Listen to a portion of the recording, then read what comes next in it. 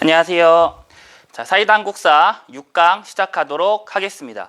자, 6강은 우리가 이제 역사적으로 고대라고 부르는 시기의 마지막 부분에 해당이 돼요. 6강은 우리가 이제 고대의 사상과 종교에 대해서 같이 한번 살펴볼 건데요. 이 부분은 아무래도 어떤 불교라던가 유교의 그런 사상들 또는 그 관련된 저서들을 좀 이해해야 하다 보니까 여러분들에게 조금 어려울 수가 있어요. 하지만 이제 역사적으로 사실은 이러한 문화사를 접근할 때는 그 불교 또는 유교의 그런 경전이나 또는 어떤 사상가들의 내용을 이해하는 것도 분명히 도움이 되지만 그 자체가 목적은 아니에요. 사실 우리가 이제 이러한 사상과 종교를 학습할 때는 왜 이 시기에 이러한 종교가, 이러한 사상이, 이러한 주장이 등장하게 되었는가, 이걸 살펴보는 게 핵심이라는 거죠. 자, 그걸 여러분들이 염두에 두면서 같이 한번 수업을 해보도록 합시다. 그리고 참고로 말씀을 드리면 여기서 쓰고 있는 자료들은 대부분 이 교과서를 좀 각색을 하거나 또는 이 교과서 관련된 저서에서 좀 가지고 온 자료들이 많아요. 이런 자료들을 만약에 무단으로 복제하거나 무단으로 옮기는 경우에는 그에 관련된 처벌이 있을 수 있음을 여러분들이 명심하시기 바랍니다. 자, 그러면 이제부터 시작할게요. 자, 먼저 나오는 사료입니다. 이 사료는 되게 유명한 사료죠. 바로 법흥왕의 불교 수용과 관련된 사료예요. 같이 한번 읽어보도록 하겠습니다. 왕이 불교를 일으키려고 하였으나 여러 신하가 믿지 않고 이런저런 불평이 많았으므로 근심하였다. 이때 측근인 이차돈이 와서 말하기를 신의 목을 베어 여러 사람들의 논의를 진정시키십시오라고 했답니다. 결국 이제 이차돈을 희생을 시켜서 이 논란을 잠재우려고 했는데 이차돈이 죽음에 임하여 말하기를 나는 불법을 위하여 형을 당한다. 여기서 말하는 불법은 뭡니까? 우리가 말하고 있는 어떤 법을 어기는 게 아니고 부처님의 법을 얘기하는 거죠. 부처님의 뜻, 부처님의 가르침을 얘기하는 거죠.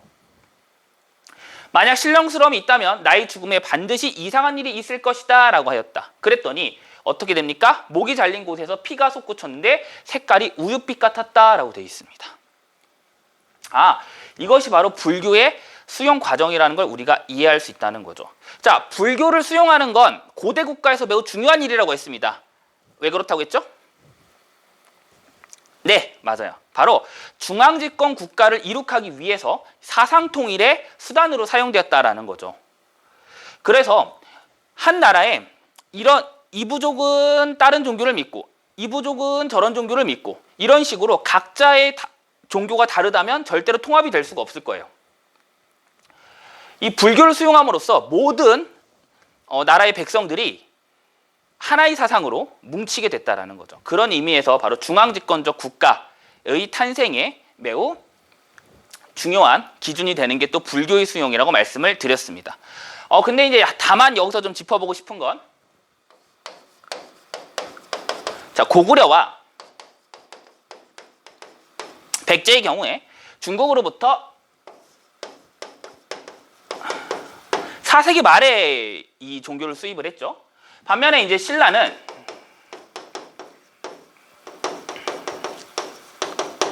(6세기) 중엽에 이 불교를 수용함으로써 약 200여 년간의 차이를 보인다는 것도 우리가 좀 눈여겨볼 만한 부분이겠습니다. 자, 다음으로 넘어갈게요. 사실 이제 우리가 이 종교 얘기를 할 때는 종교의 사회적 역할도 우리가 생각을 해봐야 돼요. 원래 이 부처님의 가르침이라는 것은 무엇입니까? 인간은 생로병사의 고통에 시달리면서 살죠.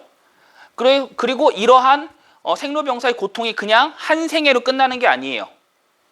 사람의 운명이 모두 끝나고 나면 또 이어서 환생을 해가지고 또 그런 업이 계속되는 거죠. 결국 인간은 이렇게 고통을 끊지 못하는 그런 윤회 속에서 살기 때문에 결론적으로 이런 고통에서 탈출하는 것, 이것을 바로 해탈이라고 하는 거죠. 해탈이라고 하는 것이고 해탈의 경지에 오르는 것이 곧 부처님의 깨달음을 얻는 것이고 그리고 나 스스로가 평안을 얻게 되는 거죠. 이게 이제 사실은 불교의 가르침이에요. 불교라는 것은 인간을 고통으로부터 해방하여 깨달음의 경지로 이끌어 나가는 것이죠. 그런데 이 자료를 보면은 약간 불교의 다른 성격이 나타나요. 같이 한번 살펴볼까요? 자장스님이 말하였다. 고구려 백제가 번갈아 국경을 침범하여 마음대로 돌아다닙니다. 이것이 백성들의 걱정입니다. 라고 했더니 신령스러운 신인이 말하기를 황룡사의 호범룡이 맏아들이다. 절안에 구층탑을 조성하면 9나라가 항복하고 나라가 평안할 것이다. 라고 되어 있답니다. 그래서 자장법사가 신라로 돌아와 선덕여행에게 아뢰어서 탑을 지었다고 하는 거죠. 이 탑이 바로 뭡니까? 네.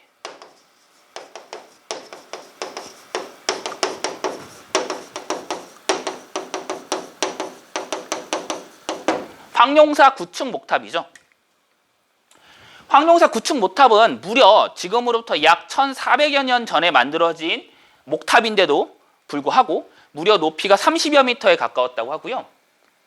또 전해지는 설에 의하면 못을 하나도 쓰지 않고 만들었다라고 하여 건축학과들에게도 꽤 많은 관심을 불러일으키는 탑이기도 합니다. 이 황룡사 9층 목탑을 만들어진 경위를 보여주고 있는 건데 재밌는 건 이 부분이겠죠. 자, 잠시만요. 네, 다시. 자, 이 부분입니다. 자, 탑을 만들면 9나라가 항복하고 나라가 평안할 것이다 라는 내용이에요. 나라가 평안할 것이다. 아니 우리가 지금 방금까지 이야기한 불교의 이상향이 뭡니까? 깨달음을 얻어 고통에서 해방되는 거죠. 근데 그거랑 다르게 이렇게 탑을 만들면 나라가 평안할 것이다 라는 얘기를 하고 있어요. 여기서는 알 수 있는 것 바로 불교가 나라를 지키는 호국, 나라를 지키는 그러한 역할도 했구나 라는 걸 알 수가 있는 거죠. 사실 어떠한 종교든 그 종교가 받아들여진 그 공동체의 안녕을 위해서 어떠한 역할을 맡게 돼요. 단순히 한 사람의 구원을 넘어서 나라 전체의 평안을 가져오는 바로 그런 사회적 역할이 여기에 잘 나와 있다고 할 수가 있겠죠. 그게 바로 이제 호국불교로서 정리가 되는 것입니다. 잘 알아두시고요. 넘어가도록 할까요? 이제는 좀 유교 이야기를 좀 해볼게요. 유교 이야기를 좀 해보도록 하겠습니다. 이 유교와 관련돼서 나오는 대표적인 사료가 바로 뭐냐면 임신서기석입니다. 임신서기석인데요. 임신서기석이라는 이름을 좀 그대로 풀어보면 임신년에 맹세한 것을 기록하였다. 어디에? 돌에. 임신년에 맹세한 것을 기록한 돌. 이게 바로 임신서기석이 되겠죠. 근데 요 본문을 좀 보기에 앞서서 여러분들이 임신년이라고 하는 이러한 표현이 조금 익숙하지 않을 거예요. 그런 표현에 대해서 여러분들께 조금 이제 보여주도록 하겠습니다. 자, 바로 뭐냐면 이 임신년이라는 것은 육식갑자로부터 나오는 건데 육식갑자는 여기 보는 것처럼 갑을병정, 무기, 경신, 임계라고 하는 10간과 자축인묘, 진사오미, 신유수레라고 하는 12지로 구성되는 것을 말해요. 그러니까 육식갑자는 해를 세는 단위인데 그것을 10간과 12지의 조합으로 만들어낸다. 이렇게 우리가 정리해 볼 수 있겠죠. 네. 그래서 갑을 병정할 때 갑은 많이 들어봤을 거예요. 여러분 갑질한다 이런 말 들어봤죠? 10간에서 갑과 을을 따서 계약서에 쓸 때 집주인이라던가 또는 뭐 땅이나 건물을 빌려주는 사람을 갑이라 칭하고 또는 빌려받는 사람을 을이라고 칭하죠. 그러다 보니까 갑질은 가진 자가 횡포를 부리는 것을 가리키는 표현으로 바뀌게 된 거죠. 자, 아무튼 밑에를 보면 12지는 뭐냐면 여러분들의 띠를 가리키는 거예요. 자, 자는 쥐를 얘기하고 축은 소, 인 호랑이, 묘 토끼, 진 용, 사 뱀, 오 말, 미 양, 신 원숭이, 유 닭, 술 개, 해 돼지 이렇게 되는 거죠. 여러분들의 그런 띠랑도 관련이 있는 거예요. 그래서 이게 조합이 돼가지고 이제 만들어내는데 그래서 매칭이 되는 겁니다. 그러니까 우리가 태초에 이 동양에서 가장 최초의 해가 되는 해는 언제냐? 바로 갑자년이 되는 거죠. 갑자, 을축, 병인은 한번 들어봤을 겁니다. 병인양요 들어봤겠죠? 그 다음 뭡니까? 정묘, 정묘호란 들어봤죠? 그 다음 쭉 가다 보면은 뭐가 있나요? 신미양요, 우리 뭔지 기억날 겁니다. 그 다음 병자호란 이런 것처럼 역사적인 용어가 육식갑자로 만들어져요. 여기서 이제 여기 나와 있는 임신서기석이 이렇게 등장하게 되는 것이죠. 임신서기석 보이시죠? 네. 그 10관과 12지의 이제 최소 공배수를 구하면 60개가 나오기 때문에 60갑자라고 부르는 것이고, 그래서 사람이 태어나서 우리 한국 사회에서는 태어나면 사람이 한 살이죠. 그렇게 해서 60갑자를 모두 다 살면 61살이 돼요. 그래서 예로부터 우리나라 사람들은 61살이 되는 해를 60갑자를 전부 다 살아봤다라고 해가지고 그걸 뭐라고 부르냐? 갑자가 돌아왔다라고 해서 환갑 또는 회갑이라고 불렀다고 합니다. 환갑잔치 이런 말 많이 들어보셨을 거예요. 그죠? 오래 산 노인분들의 무병장수를 기원하기 위해서 했던 행사가 바로 환갑잔치 또는 회갑잔치죠. 네, 여러분들이 아마 한 번쯤 들어봤을 겁니다. 자, 그러면 이 임신년에 대해서는 제가 좀 설명을 했고요. 밑에 있는 내용들을 한번 읽어보면서 우리가 한번 맞춰볼게요. 임신년에 두 사람이 맹세하고 기록한다. 하늘 앞에 맹세하기를 지금부터 3년 이후에 충도를 지켜 과실이 없기를 맹세한다. 만약 맹서를 저버리면 큰 벌을 받는다. 별도로 신민년 7월 22일에 맹서하기를 시경, 상서 이런 책들을 습득하기를 맹세하되 3년으로 하였다라고 되어 있습니다. 임신서기서는요, 어디 무슨 막 제대로 된 이러한 관리가 된 게 아니고요. 이 들판에서 발견이 됐어요. 어디 언덕계에 있던 돌을 발견을 했어요. 그러다 보니까 이 돌에 대해서는 참 여러 가지 이야기들이 많이 나와 있습니다. 일단은 우리가 좀 상상해 볼 수가 있겠죠. 이 돌을 만든 사람들은 어떤 사람들이었을까? 아마 공부를 하는 학생이었을 가능성이 높아요. 친구들끼리 돌아다니면서 친한 친구들끼리 내기를 한 거죠. 야, 내가 너보다는 공부 잘하지. 야, 무슨 소리야. 그래서 내가 좀 낫지. 그래? 야, 그럼 우리 내기하자. 아, 좋아. 야, 근데 너 못 믿겠으니까 돌에 새기자. 약간 이런 조금 꽁트 같은 상상을 우리가 좀 해볼 수도 있겠어요. 자, 아무튼 여기서 맹세했는데 그럼 이게 몇 년대의 자료이냐도 사실은 우리한테 좀 궁금한 거죠. 궁금한데 사실 결론부터 말을 하면 임신서기서기 몇 년경에 만들어졌는지는 정확한 기록이 남아있진 않아요. 임신년으로만 나와 있는데 아까 말한 대로 60갑자는 60년에 한 번씩 돌아오니까 정확히 언젠지 알기가 어렵다는 거죠. 다만 여기 충도라고 하는 단어 보입니까? 이 충도라고 하는 단어가 바로 화랑이 강조하는 그런 단어였다고 해요. 그래서 화랑도가 한참 번성을 했던 시기인 552년이라고 하는 썰이 있고 또는 612년이라고 하는 설도 있어요. 근데 또 밑에 보면 시경이라던가 상서 얘기 같은 이런 책들은 신라의 교육기관인, 신라의 유교 교육기관인 국학에서 또 중시하는 책들이었다는 것입니다. 이걸 통해 봤을 때는 이거 시기를 좀 더 넘어가서 바로 국학이 만들어지고 정비된 그 이후의 시기라고 해서 732년으로 보는 설도 있어요. 정확하진 않습니다만 아무튼 신라시대에 만들어진 자료라는 것 정도만 알아두시면 되겠습니다. 이걸 통해서 아무튼 삼국시대에도 유교 교육이 꽤나 활발했음을 알 수가 있겠다라는 거죠. 유교나 불교 경전을 우리가 지식인들이 공부해야 되는 이유도 좀 생각해 볼 필요가 있어요. 중국 사람들과 교류를 하려면 당연히 한문을 많이 알아야겠죠? 한문을 많이 알아야 되는데 대부분의 한문 서적들은 불교 경전 아니면 유교 경전으로 돼 있는 경우가 많아요. 그러다 보니까 유교, 불교 공부를 많이 하는 경우도 있고 또 한편으로 유교는 여기 충도라는 말에서도 알 수 있다시피 충과 효를 강조하는 사상이죠. 그러다 보니까 또 자연스럽게 어떤 이 유교 경전을 많이 공부함으로써 국가에 충성하고 부모님께 효도하는 또 건전한 가치관을 기르게 할 수도 있는 거죠. 자, 그렇습니다. 넘어갈게요. 네, 이거는 봤던 거고. 다음 통일신라 시대 이야기를 좀 해볼게요. 자, 사료를 한번 읽어보시죠.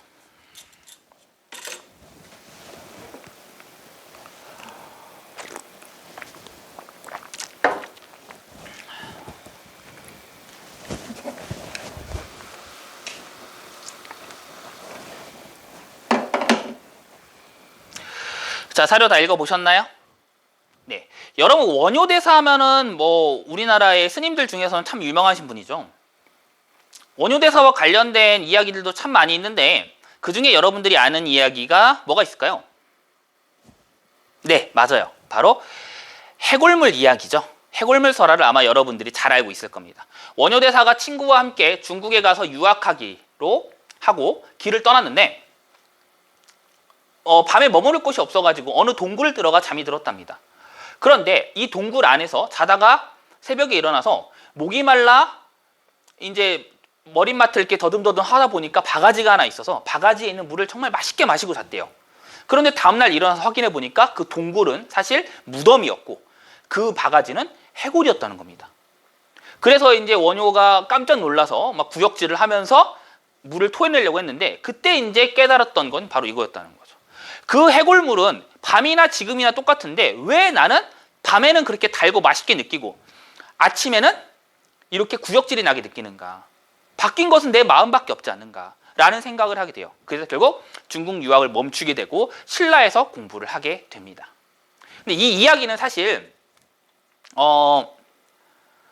그 원효대사의 이야기가 아니다라는 설도 있어요. 원효대사 이야기가 아니고 다른 나라의 승려의 이야기가 갖다 옮겨서 붙었다라고 하는 그런 설도 있는데 이 부분은 선생님이 그 유튜브에다가 링크를 달아 놓을 테니까 한번 여러분들이 확인해 보시기 바랍니다. 네, 관련된 영상 달아 놓도록 할게요.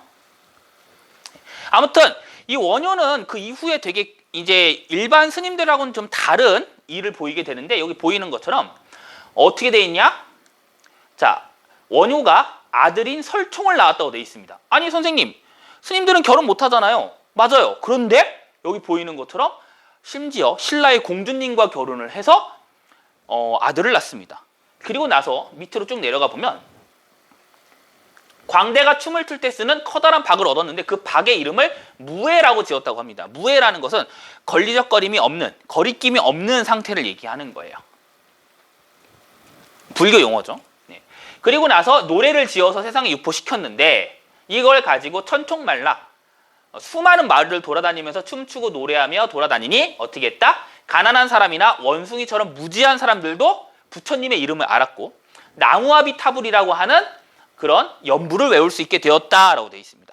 나무 아미타불이 무엇입니까? 아미타불은 서방 정토를 다스리는 부처님을 얘기해요. 서방 정토는 보통 우리가 죽은 이후에 가는 곳이죠. 그러니까 나무 아미타불이라는 건 아미타 부처님에게 의지합니다라는 뜻이에요. 이게 바로 나무 아미타불이죠. 아시겠습니까? 네. 그러니까 여기서 이 원효대사가 무예라고 하는 박을 들고 다니면서 불렀던 노래는 대충 짐작을 해볼 수가 있어요. 바로 이 한자도 모르는 이 어려운 경전을 읽지 못하는 일반 백성들에게 부처님의 가르침을 아주 쉽게 전달한 노래였을 거라는 거죠.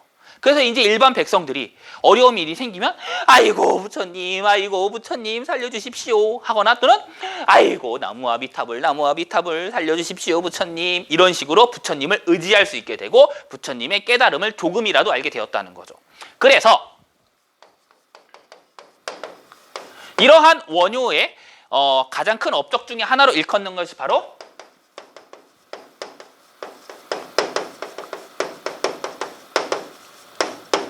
불교의 대중화예요. 불교를 일반 백성들도 쉽게 믿을 수 있도록 만들었다는 거죠. 여기에 이제 하나 더해서 이 원효가 주장했던 불교 사상을 하나만 좀 짚어보고 갑시다. 그게 바로 뭐냐면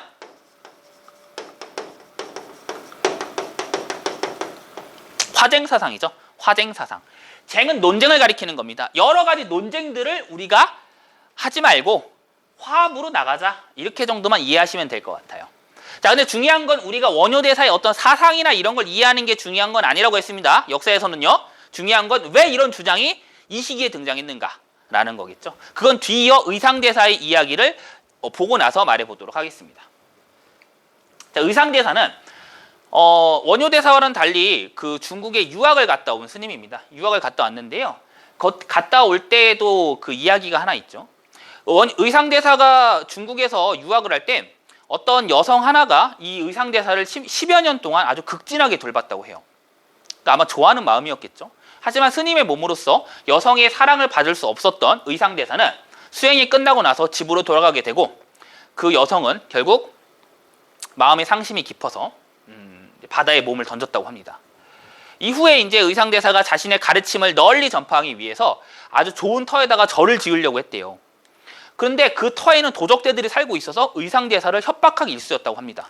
그래서 결국 의상대사가 목숨의 위협을 느낄 때 바다에서 용이 한 마리 나타나서 그 도적대들에게 큰 돌을 던지려고 위협을 해요. 감히 의상대사님을 괴롭히면 이 돌을 던져 너희들을 크게 혼나겠다. 그러자 바로 도적대들이 겁을 먹어서 도망을 치게 되고 의상대사는 그 절터에다 절을 지을 수 있게 되었다고 해요. 그 용은 뭐 여러분들 짐작하시는 것처럼 바로 의상대사를 짝사랑했던 여성이었다고 합니다. 그래서 지금도 그 의상대사가 지은 절의 이름이 부석사예요. 영주에 있는, 경북 영주에 있는 부석사인데, 부석사의 이름 자체를 보면 뜰 부자에다가 돌석자예요. 즉 돌이 뜬 절이다라는 거죠. 지금도 그때 용이 던졌던 돌이 남아있다고 해요. 저는 보고 왔거든요. 그럼 진짜 그 돌이 아직 둥둥 떠 있을까요?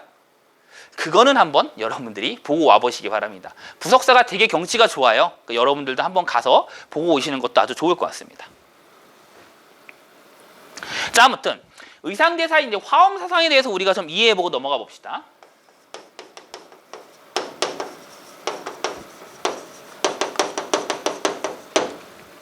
쭉 읽어보면은 뭐 여러 가지 단어들이 쭉 나와요. 뭐 하나 가운데 일체의 만물이 있고 만물 속에는 하나가 자리 잡고 있다 하면서 밑에 보면 한 작은 티끌 속에 시방이 있는 것이요 찰나가 곧 영원이다 라고 되어 있습니다.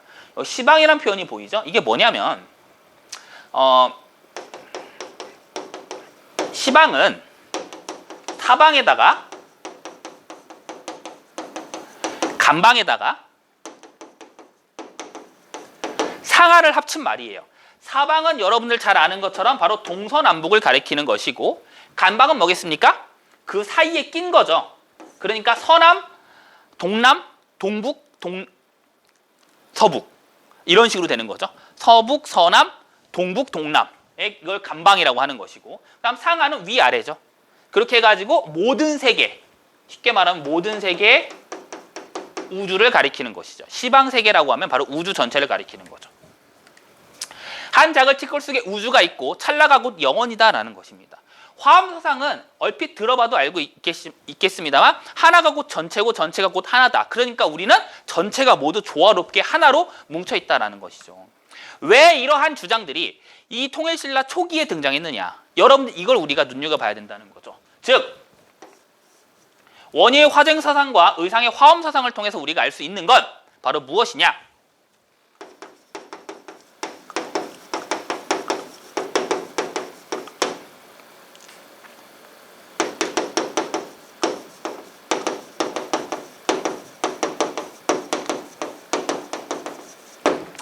통일신라 초기 삼국 통합 정책과 관련이 있다는 걸 짐작해 볼 수가 있어요. 이 두 개가 정책은 아니라는 겁니다. 정책은 아니에요. 두 사람의 주장이라는 거죠.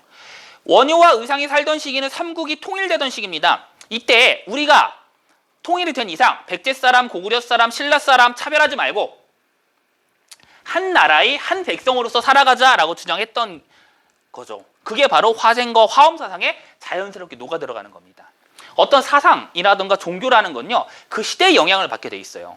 바로 그 시대의 영향을 받아서 이러한 주장들이 나오게 됐다라는 거 여러분들이 이해할 수 있을 겁니다. 알겠죠? 네. 자, 그렇게 알아두시고요. 그럼 다음으로 한번 넘어가 볼게요. 다음은 이제 국학과 독서 상품과입니다. 읽어보시죠.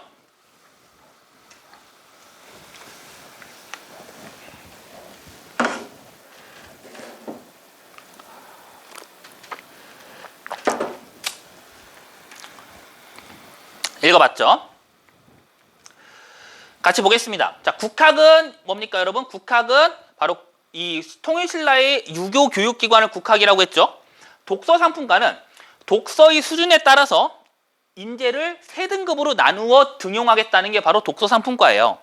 아시겠죠? 네. 이렇게 되는데 같이 한번 살펴보시죠. 원성왕 4년에 처음으로 독서 상품을 정하였다. 그래서 이런 책들을 읽으면 어떻게 해요? 상품으로. 이런 책들을 읽으면 중품으로. 이런 책들을 읽으면 하품으로 삼았다라고 되어 있습니다. 자, 그러면 왜 통일신라 시대에 이러한 인재 등용 제도가 등장했는가를 여러분들이 알아둘 필요가 있어요. 자, 독서 상품에서는 독서의 수준에 따라서 등용을 하겠다는 거예요. 다른 요소는 고려한다는 내용이 나와 있지 않죠? 그죠? 독서의 수준에서만 고려한다. 그 말은 뒤집어 말하면 뭐냐면 신분을 가리지 않고 독서의 수준에 따라서 관리를 등용하겠다는 말인 거예요. 물론 제약이 있었겠죠. 즉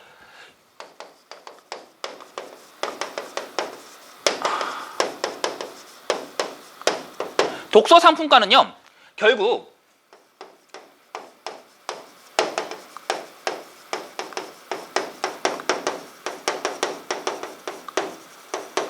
골품제의 한계를 극복하려는 노력이었다는 거죠.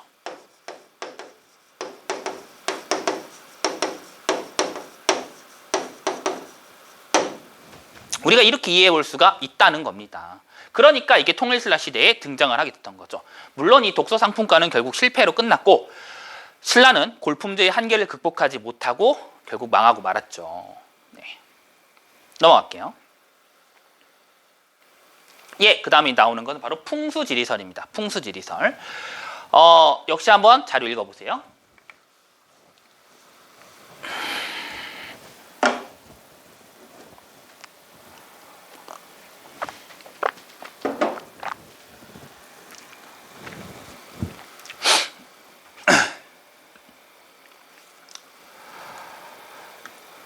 자, 읽어봤죠?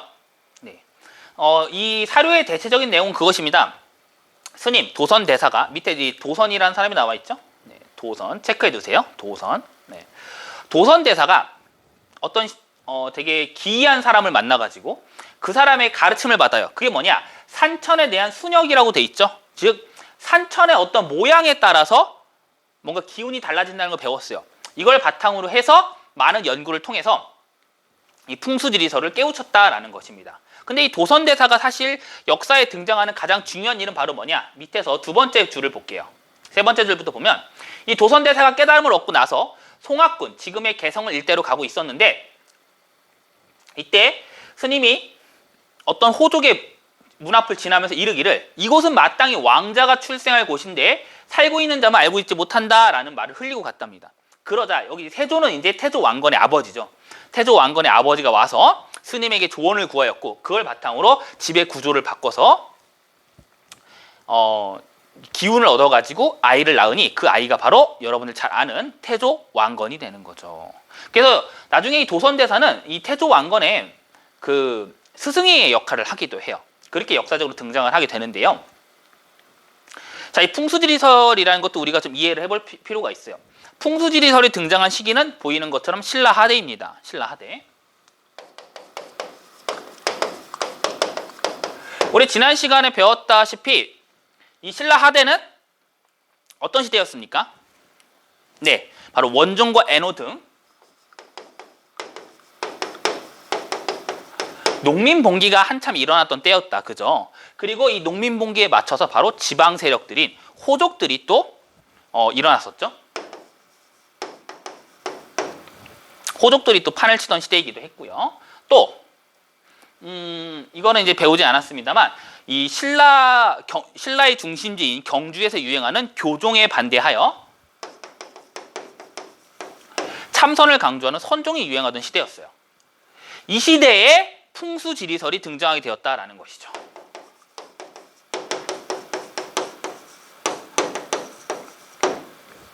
풍수지리설이 등장하였다는 겁니다. 풍수지리설의 내용은 한마디로 요약을 하면 바로 이것입니다. 이 지형의 형세에 따라서 인간의 길하고 흉하고 재앙이 오고 복이 오는 게 결정이 된다. 이것이 바로 풍수지리설이에요. 풍수지리설. 네, 이게 바로 풍수지리설입니다. 그러니까 우리가 이제 보통 평소에도 그런 말 좀 들어보지 않습니까? 아이고 저기 들어봤어? 그 철순애가 집을 이사를 했는데 그 집터가 그렇게 좋아가지고 철순애 집에서 아주 돈벼락을 맞아가지고 이사를 갔대. 아마 이런 말 들어봤을 거예요. 또는 장례식을 할 때 직관이라는 분을 모셔가지고 어떤 그 묘자리를 알아보는 거 이런 것도 아마 봤을 겁니다.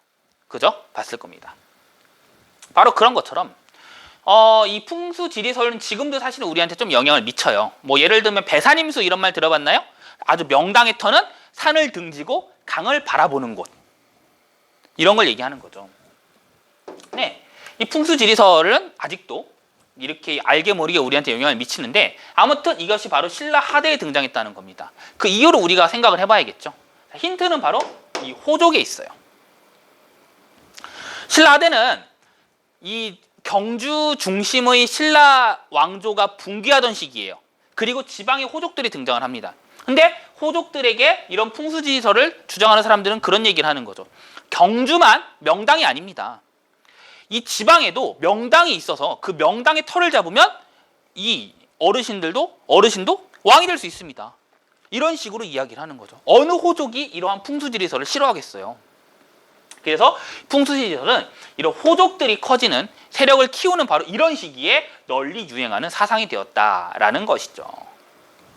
그렇게 우리가 정리를 해볼 수가 있겠습니다. 이 시대적 배경을 좀 잘 파악해 두도록 하세요. 자, 그럼 이제 문제 풀고 끝내도록 할게요. 자, 2번입니다. 이거 아까 봤던 자료다, 그죠? 한나이 정리를 해볼게요. 그에 대한 설명 여기 보시면 키워드 보겠습니다. 뭐 설총, 무해라던가 뭐 나무와 비타불 이런 걸 통해서 원효대사라는 거 알 수 있겠죠? 1번부터 쭉 살펴보면 1번은 방금 봤던 도선대사고요. 2번은요. 이건 아직 안 배웠습니다만 고려시대의 의천이라는 스님이고요. 화엄종을 개창한 스님은 의상. 아까 봤었죠? 4번이 바로 정답이겠네요. 5번은 백년사를 결성했다고 돼 있는데 저거는 고려 후기에 불교계의 개혁을 주장했던 요세라는 승려라고 합니다. 알아만 두세요. 네, 됐죠? 넘어갈게요. 가에 들어갈 내용으로 옳은 것은 이라고 돼 있습니다. 자, 볼게요. 통일신라의 유학과 관련된 겁니다. 유학과 관련된 키워드 정리해 볼게요. 자, 어떻게 돼 있습니까? 자, 여기 보자. 국학 보이시죠? 교육기관. 그 다음에 최치원과 같은 뛰어난 유학자. 그럼 나머지 하나가 뭘까요? 자, 찾아보시면 그렇죠. 바로 5번 독서상품과가 되겠죠?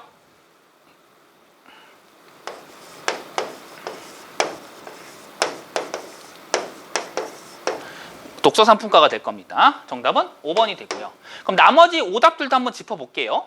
먼저 3번을 보면 문헌공도 등의 사학 12도가 있다고 되어 있는데 문헌공이 누구냐면 고려의 유명한 유학자 최충이에요. 사학 12도란 이런 과거 시험 공부를 하는 12무리들을 가리키는 겁니다. 근데 사학이라는 걸 통해서 알 수 있다시피 바로 관학, 국가의 학문이 아니고 학원 같은 거라고 생각하면 돼요. 고려가 워낙에 이 과거 시험이 자리 잡았지 않았습니까?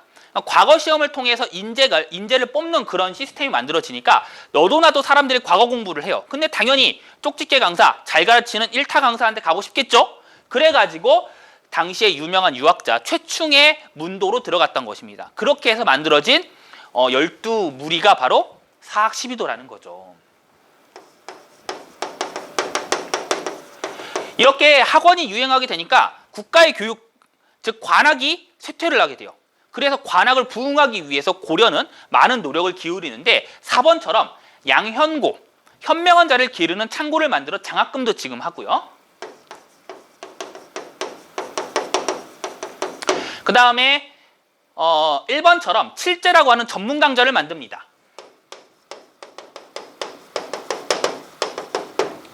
우리는 이렇게 전문적인 강좌 만들었습니다. 여러분들이 배우고 싶은 강좌 배우러 오세요. 이런 식으로 하는 거죠. 네. 이렇게 해가지고 고려에서는 다시 관학, 국가교육을 부흥시키려고 노력했다라는 거죠. 이번 경당은 고구려의 교육기관입니다. 고구려의 교육기관인데요. 소수리망 때 만들었던 태학은 중앙교육기관, 경당은 지방교육기관으로서 유교 교육과 무예를 함께 가르쳤던 기관이라고 합니다. 네. 자, 여기까지 또 잘 들어주셔서 고맙고요. 이제는 이제 고대 사회가 모두 끝이 나고요. 다음 시간부터는 고려 시대가 시작이 됩니다. 다음 수업도 잘 들어주시기 바랍니다. 자, 그럼 오늘도 수고 많았습니다. 안녕.